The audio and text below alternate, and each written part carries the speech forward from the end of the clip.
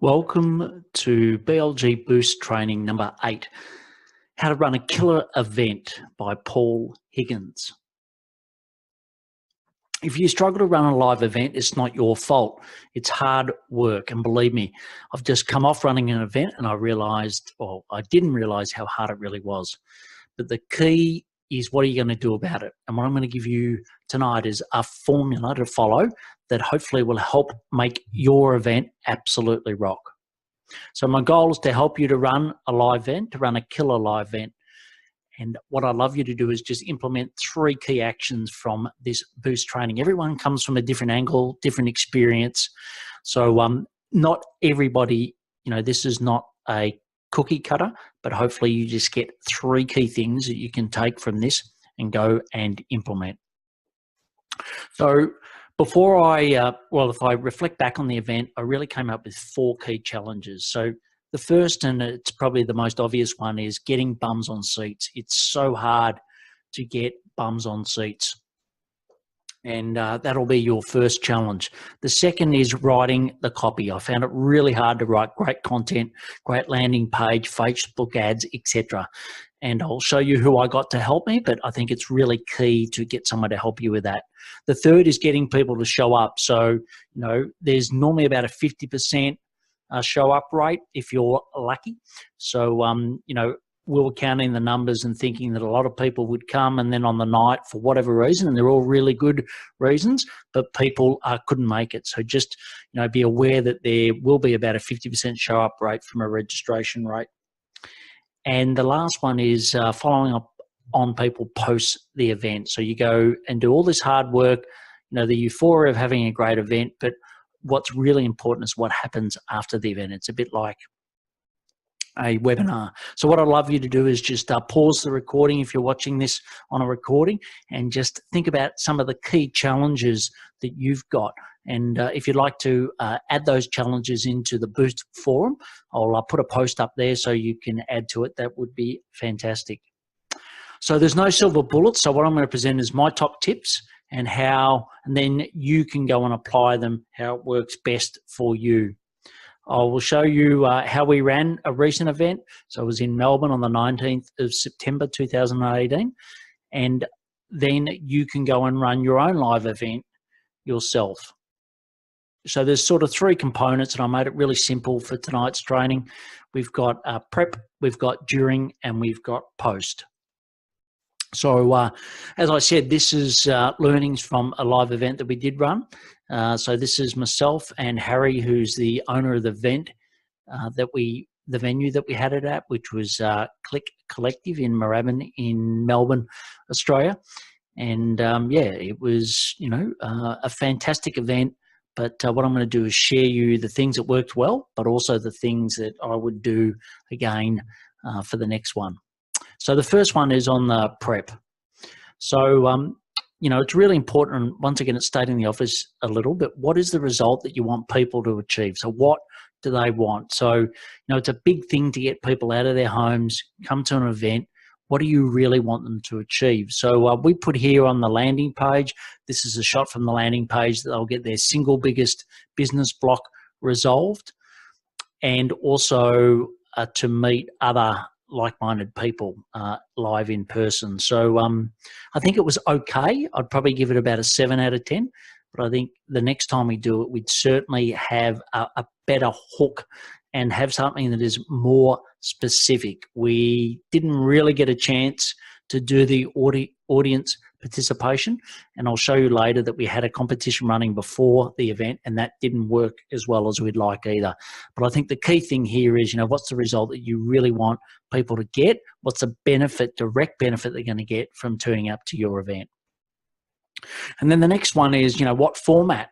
And I really think there's sort of 3 key formats. And I was lucky that I went to another event where I was actually a presenter, and it had the 3 of us up on stage the whole time.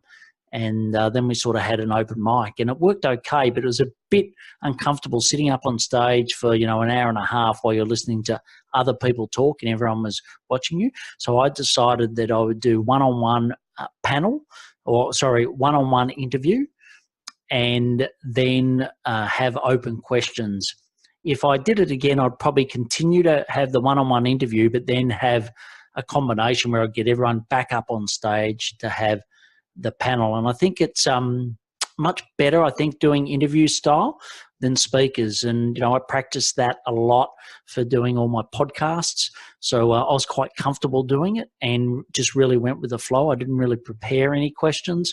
I just went off the top of my head, but I think that works a lot better than just hearing someone talk. And the other event I went to, the speakers spoke for about, meant to be allocated for 10 minutes. They went for about 20 because there was sort of no real structure.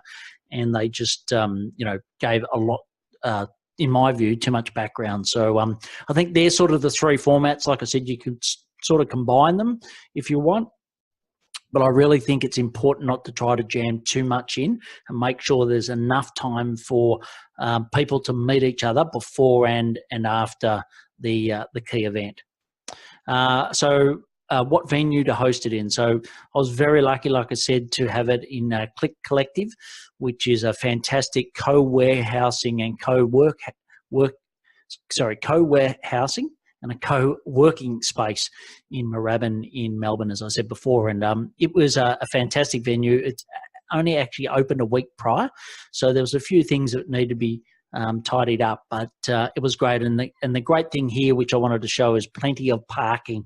I've been to a couple of other events where it's really difficult to get parking, and I know that can turn people off and stop people getting in, but there was ample parking in this venue. It was a right-sized room. It had good acoustics, and it had a separate kitchen area and also a separate presentation area. And it was just a perfect venue. So, and I was fortunate to do a deal with Click Collective where they became a sponsor, and I didn't have to pay for the venue hire, which also was a great way of doing it. So then the next thing is around a teaser campaign. So I put something out to my list through ActiveCampaign, and I also posted something to LinkedIn, just getting people to hold the date. And it was a bit of a teaser. You didn't want to give them too much, but it's sort of blocking it in their diary weeks in advance. So you can see that I sent this about a month, or just shy of a month before the event. So I think that was about the right time. So the landing page, like I said, I got someone to help me with the landing page. I found it really difficult to get this right, and I think we'll continue to improve it. But what I'll do now is just show you a video. It just takes a second to load. But it was. We use ClickFunnels. You can use lead pages, whatever it is. But I recommend that you have a separate registration page. Separate from your website, but also put a link onto your website as well for the landing page, and get this set up early enough, because if you're, when partners or people send it out, it's really important to do it. Now, as luck would have it, this video is not loading, which unfortunately it was prior. So what I'll do is just take you to the landing page. So, this is Secure Your Seat, live and free. So we had a big debate whether it should be free or paid, but because it was mainly to a cold audience, we thought it was best to have it free rather than a paid event. So, more than happy to hear your thoughts on that. So made it really clear when, where, and the time, and then, some key pain points that someone might be having at the moment, and then how to reserve your seat. This was the offer that we put in. So I'll talk about that in a moment, which is there. Then meet our speakers, and I'll talk in a moment also about them being the real heroes, but they were fantastic, Barb, Kiralee and Harry. And then some details again, and a little bit about me, who's putting it on behalf of Build, Live, Give, and then also some social proof. So that was the landing page that we put together, and we used that in all of our copy.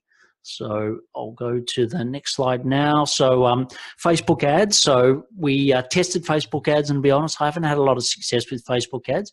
And this time around, it was the same. We probably left it a little late in preparing the ad and the ad copy, and it didn't do as well as we'd like. So we spent a small amount of money on it, wasn't getting the right scores, the right engagement out of it. So we actually switched the ads off, and we used posts to LinkedIn and to Facebook more, or our Facebook page, I should say, the event page with Facebook as well, and also got the key sponsor partners to send it out to their list, and also the promoters, the speakers, really got them to promote it within their community.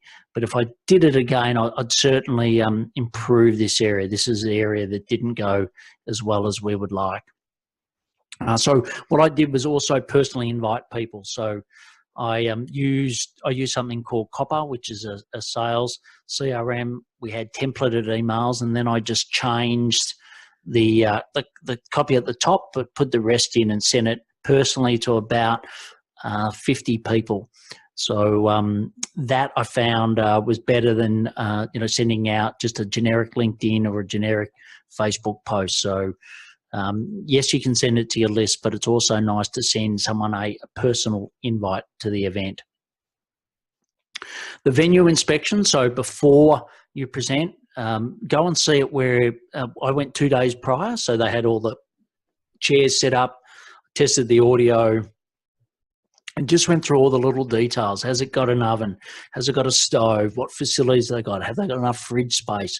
All those practical things. If you're doing the catering yourself, which I was, or we did as a family, it's really important to do those. So I highly recommend doing an inspection as close to the date as possible. And then it also gives you the chance to promote it as well, which I'll show you in a moment. Next is around the WIPs and single focus. So what I mean by WIPs is work in progress. So I'll talk about project management in a moment, but we had a weekly and in some cases a daily huddle close to the event. And we really dropped other things. So I said to my team that this is their single focus. They actually took, so we had 4 resources internally plus 3 resources externally working on it. So don't underestimate the amount of time and effort it takes to put on the event, and make sure that you haven't got multiple things going on at the same time, because you can plan for most things, but you really need that space to react as the event comes closer. Around project management, I'm assuming this isn't going to work again. So what I'll do is just quickly flip over to, oh no, here we go. So here you can see this is Asana, and what I did was we created all the cards in Asana, and you can see we just had a simple to-do, doing, repeating, and then done. And the to-do was great because as I read something as a post, or my team did, we sort of put things down and then we moved them in. So the doing was what we'd focus on our WIP, and then the repeating was things that we're going to do again. And then in the detail, you could see that we had subtasks under each of these. So at the end, I'll give you the ability to actually get this from me. I'm more than happy to share it with you, but I couldn't really find anything like this, a checklist on the web. It wasn't easy, so I ended up creating my own, but that worked very well, and it helped us coordinate those 7 people plus myself to get the venue on time. So Asana, Trello, doesn't really matter what platform you use. Asana is our choice, but to use a platform would be great. The next is around the catering. So I self-catered. It was the first one, and I really wanted to keep the budget tight. But we went to Costco. I joined. I think it costs I don't know, $50 or something, and there was an amazing array of food to get from there. And so we had hot, cold food, and alcohol. I actually was fortunate enough to get some sponsorship. So I had a friend who runs Gabs in all over Australia, and we were able to get some beer and some wine, and just had some mineral water, etc. It was interesting that most people drank red wine, which I was surprised. So a little caught out there. But catering yourself, I think, is good. And what we did is I've got a 16-year-old daughter. She basically and her friend did a lot of the waitressing, so that was fantastic. And my son did the registration desk, so it was and actually my wife helped as well. So it was a true family affair to keep the costs down.